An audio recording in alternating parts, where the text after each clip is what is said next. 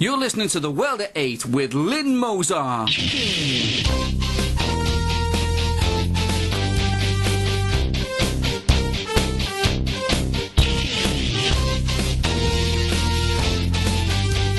World at 8, the number one in nationalist news.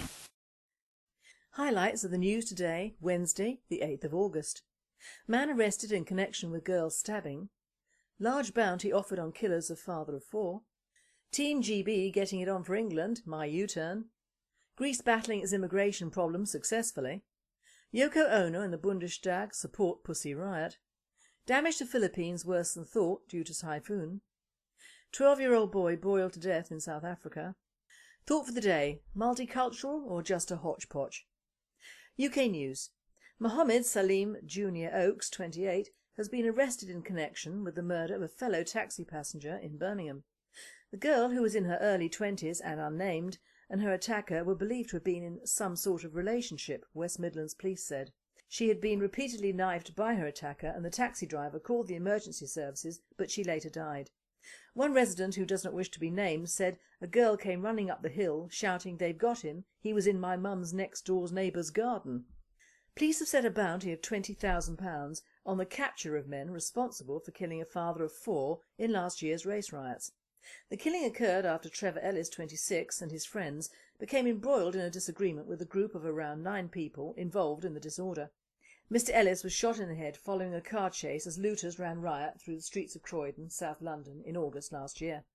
A World at 8 writer commented, "This is an awful crime, but it does beg the question that if Ellis had not been black, would the police be offering this large amount of money for his killers? I cannot remember when a bounty was last offered or on what crime."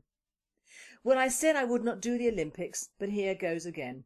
Team GB have really excelled themselves, and congratulations to them all. We have 22 gold, 13 silver and 13 bronze. We are third behind China and the US, but when one thinks of their vast countries, resources and funding, that is no real surprise. So I have broken my own word, but I feel that although I personally have no time for these particular games, congratulations are due from all of us nationalists. As an aside, there are many more asylum seekers running from the games now, so we were not wrong there.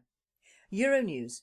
The crackdown on illegal immigrants taking jobs from Greeks, reported on the World at 8 this week, has seen massive success in Athens.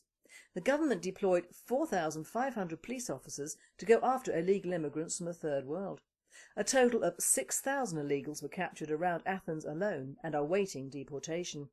The economic condition of the country is not improving, and Greece has also had its long-term rating dropped by S&P to negative from stable, citing concerns about the implementation of budget reforms and the worsening economic conditions. Over 100,000 illegals are said to enter Greece every year, and the Greeks have simply had enough, but are pleased with the halting of the Marxist EU agenda to destroy their identity. A police van transporting a Pakistani man charged with the attempted murder of a 15-year-old Greek girl has been attacked by nationalist extremists. A gang led by members of the Golden Dawn Party tried to break through police ranks and lynch the 21-year-old man. The high immigration has resulted in the ordinary Greek people backing the nationalist parties, who are on their side. It has been reported that nearly every fifth member, 121 deputies, of the German parliament, the Bundestag, has signed a petition in support of 3 members of the Russian punk band Pussy Riot. They are referring to the Marxist multicultural EU Bible of the 10th article of European Convention on Human Rights that guarantees the freedom of speech and art.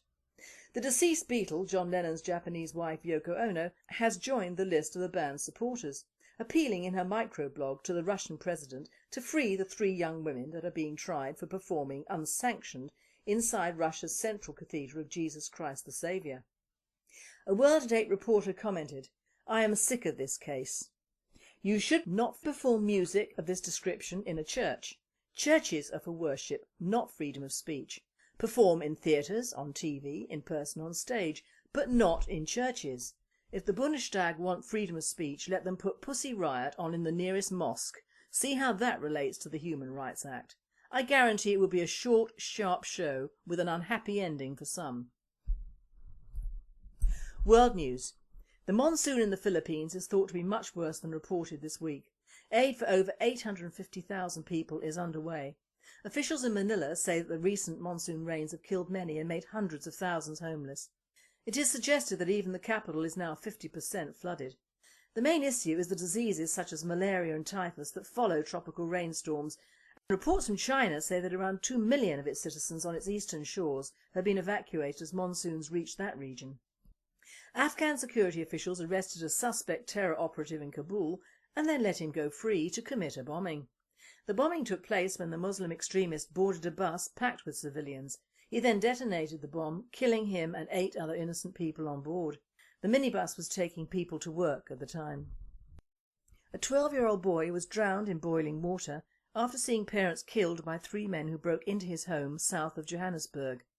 Amaro Jose Viana, who was a South African of Portuguese descent, was gagged then drowned because he would have been able to identify his parents' killers, according to court reports. He had been forced to watch as his father, Tony Viana, 53, was tied up and assaulted with a panga hunting knife and a golf club before his mother, Geraldine, was raped and then shot with his father's gun.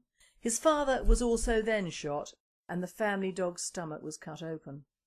The family's garden, Patrick Radibi, 24, their domestic son, Saifo Mabili, 21, and Safiwi Motung, 20, were led back to the cells laughing after Radibi and Mabili pleaded guilty to 3 charges of murder and 1 of rape, and Motung pleaded guilty to house robbery charges. Although crime rates are apparently dropping in South Africa, the sheer unnecessary brutality of the Walkerville case has sent shockwaves through the country. The case is being heard at the regional court in Vereeniging, which is 40 miles south of Joburg. The men will be sentenced on September the 6th.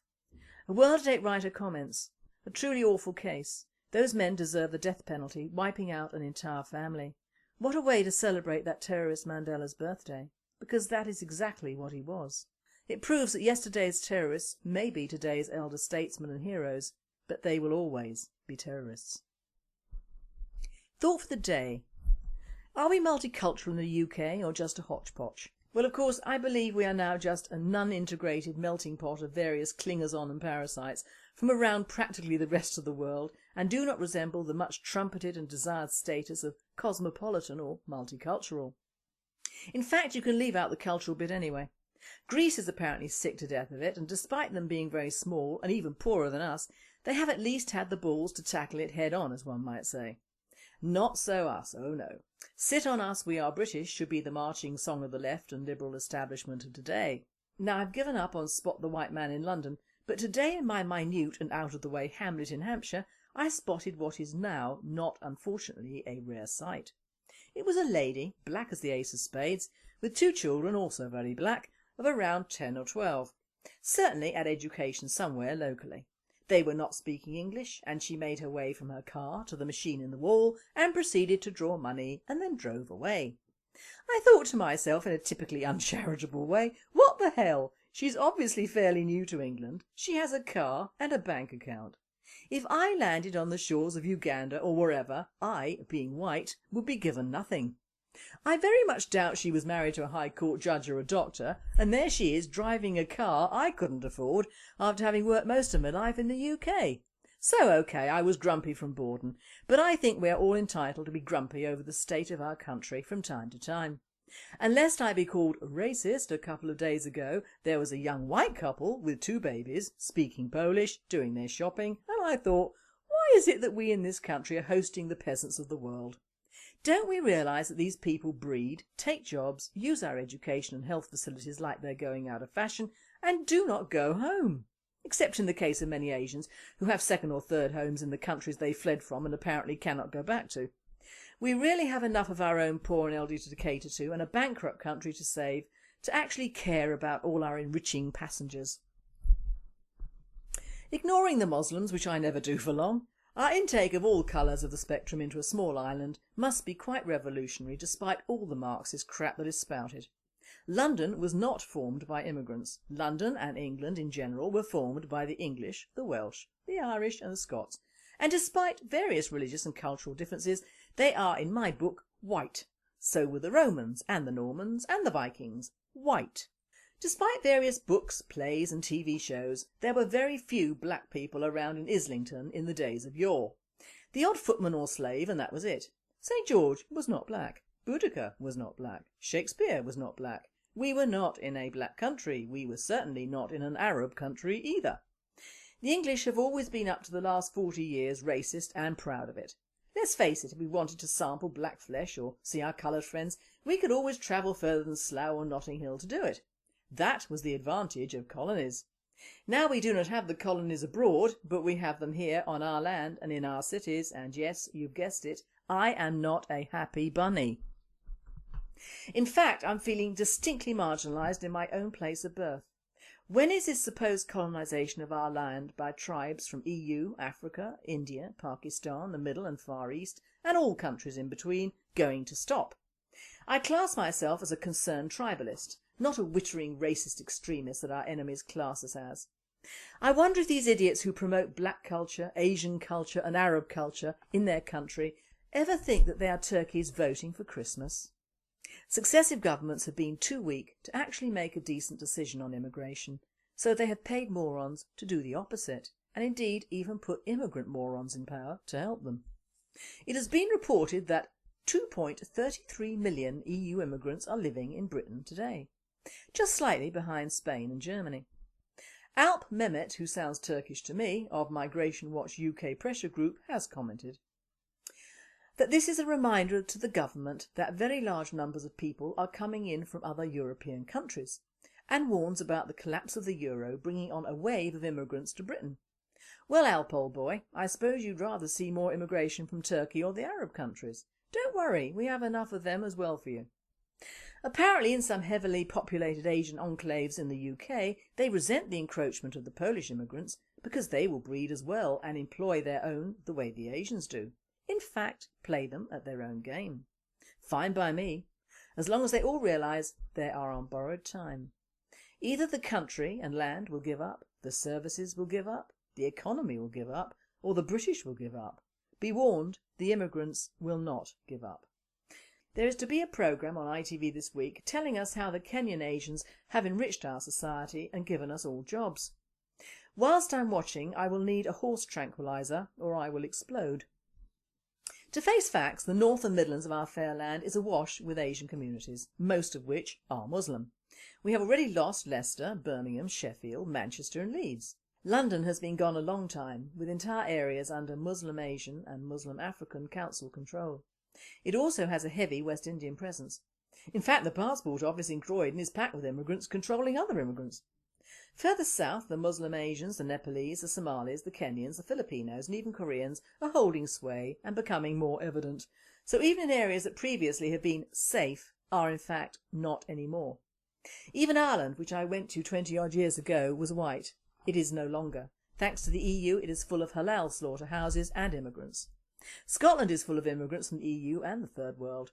These places have been having race riots for many years, all of which are unreported, as indeed are the true stats of exactly how many foreigners there are in the UK.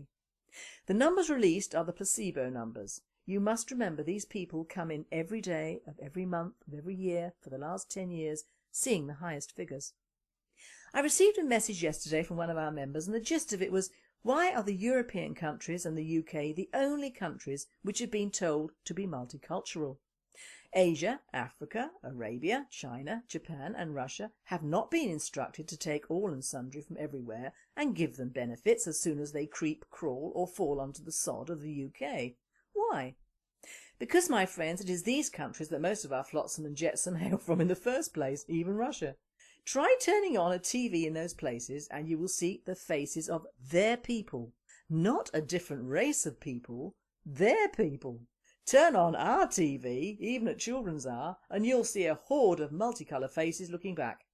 Does Africa have multicoloured TV? Does Japan? Does China? No. They promote their own culture, not the rest of the world's. We should not be ashamed to be tribalist. Remember who the inventor of that awful R word was. He was a communist and a Jew. It was Trotsky in 1933 that developed the perfect European word for protecting your country and its people from stealthy invasion. That word, racist. It should never be used in a free society or even in a multicultural society.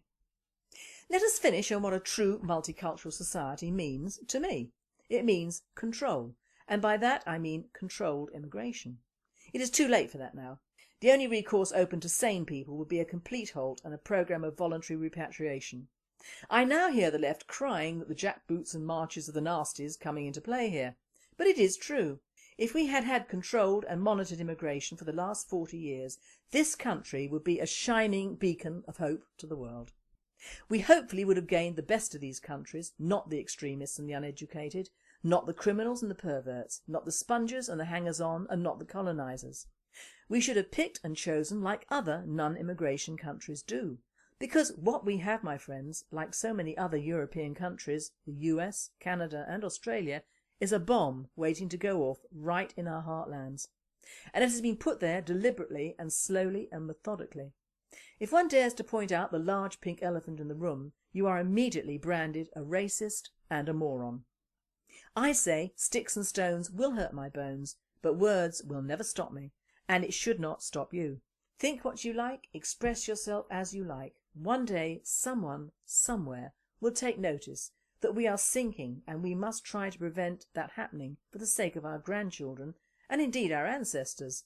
Do not despair, there is always the fickle finger of fate. Multiculturalism sounds like bollocks to me. And finally, one of Britain's leading judges, Constance Briscoe, has attacked her former partner after he left her after 12 years for a law student 50 years his junior. The 55-year-old, who was the author of Ugly, accused leading QC Anthony Arledge, 75, of being bonkers and mad after he abandoned her for an aspiring barrister almost a third of his age. The Cambridge-educated barrister has moved out of their marital home in Clapham, South London, and he's now sharing his central London apartment and Kent country house with the 27-year-old understood to be called Heather. This presenter says if that picture of his is Briscoe, then her ex-partner has my sympathies and I wish Heather luck.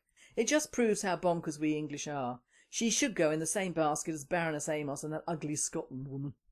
You have been listening to The World at 8. I'm Lynn Mozart and I wish you all a very good night.